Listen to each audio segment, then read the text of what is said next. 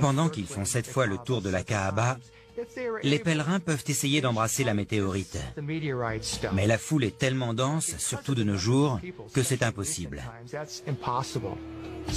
Donc, si vous ne pouvez pas physiquement embrasser la pierre, vous devez tendre la main droite vers elle pour montrer votre respect, votre vénération.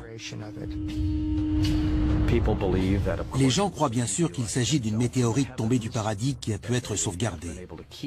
Ce ne sont plus que des petits fragments, car elle s'est cassée, mais ils l'ont préservée en la maintenant dans un cadre en argent. C'est un magnifique artefact. Cette pierre noire serait-elle réellement une météorite comme le pensent nombre d'érudits et de scientifiques? Et si oui, que peut-elle nous dire des origines historiques et peut-être métaphysiques de la foi islamique? C'est plutôt étrange de voir tous les musulmans prier en direction de la Mecque et de cette pierre noire.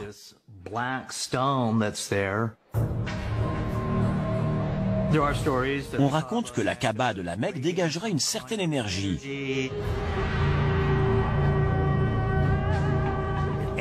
qu'elle stimulerait les gens, développant leur spiritualité et améliorant leur santé. Peut-être que ça vient de cette météorite, de cette pierre noire d'origine extraterrestre. Aujourd'hui, en raison de l'immense valeur spirituelle de la pierre noire dans la religion islamique, il est formellement interdit d'en effectuer une analyse scientifique. Pour les musulmans, la pierre noire vient tout simplement du paradis.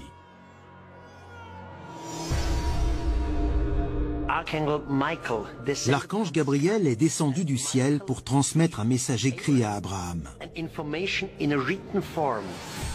Et ce message était enfermé dans une pierre. Et cette pierre est désormais dans la Kaaba. On dit que c'est une pierre du paradis.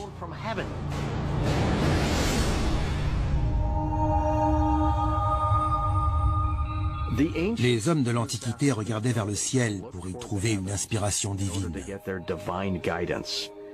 On pourrait être en face d'un cas de ce genre. Les recherches montrent que la Kaaba est dans l'alignement exact de l'étoile Canopus, des cycles de la Lune et des solstices d'hiver et d'été. Mais où et comment nos ancêtres ont-ils pu obtenir un tel savoir en astronomie? De la même manière que les planètes tournent autour du Soleil, les marches en cercle autour de la Kaaba sont une référence symbolique aux alignements des astres de l'époque.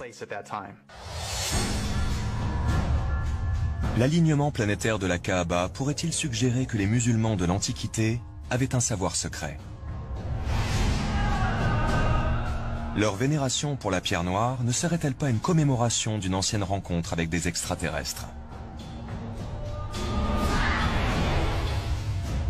Pour les théoriciens des anciens astronautes, la réponse à ces questions ne fait aucun doute. C'est forcément oui.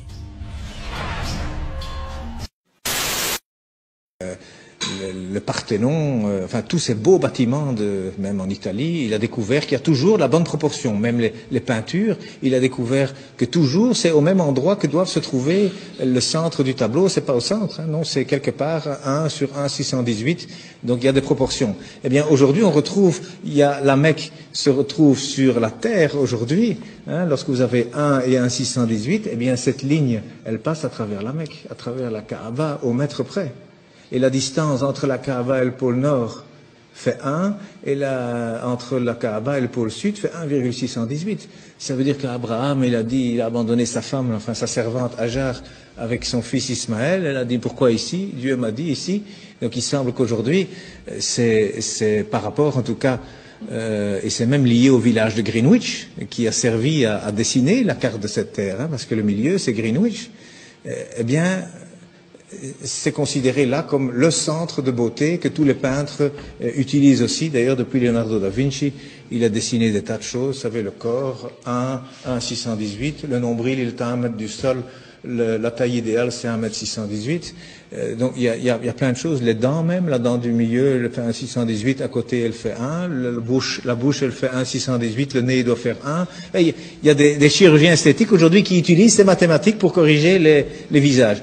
Eh bien, il y a un verset qui contient la Mecque dans le Coran, eh bien le verset il fait 47 lettres, divisé par 1,618, ça fait 29, pile poil le début du mot Mecca. Enfin c'est un bas de Becca, mais c'est pile poil à cet endroit-là. Donc je veux dire, quand on découvre des choses comme ça, et il y en a encore dans le Coran, il y a des vérités comme ça mathématiques, on se dit c'est quoi ça? C'est pas un homme, il n'avait pas d'ordinateur, le prophète, il n'en avait pas, c'est sûr, c'est certain, ça c'est vraiment une vérité, on n'a jamais rien retrouvé d'informatique à l'époque, c'est sûr. Et ça a déjà été testé à mon avis 1 million de fois, ça fait partie de la science exacte. Mais cet homme, d'où est-ce qu'il a cherché ce texte? Il y a plein de choses comme ça. Alors le premier message d'ailleurs, il faisait 19 mots. Le premier message faisait 19 mots, Bismillahirrahmanirrahim, fait 19 lettres. Il y a 6 fois 19 sourates, il y a 142 fois 19 le mot Dieu dans le Coran, il y a 3 fois 19 fois le miséricordieux dans le Coran. Ce chiffre 19 dans le Coran, c'est aussi quelque chose d'incroyable. Mais donc le premier message, c'était, voilà, informez-vous. Au lieu d'interpréter, d'abord le savoir. D'abord savoir de quoi on parle. Et le dernier message du prophète, dont on dit qu'il est mauvais pour les femmes, eh bien, il a dit, soignez vos femmes, et pour la prière, ne l'abandonnez pas. Alors, moi je dis, une religion où le premier message et le dernier message sont ainsi, je ne vois pas très bien ce qu'on doit craindre. Donc,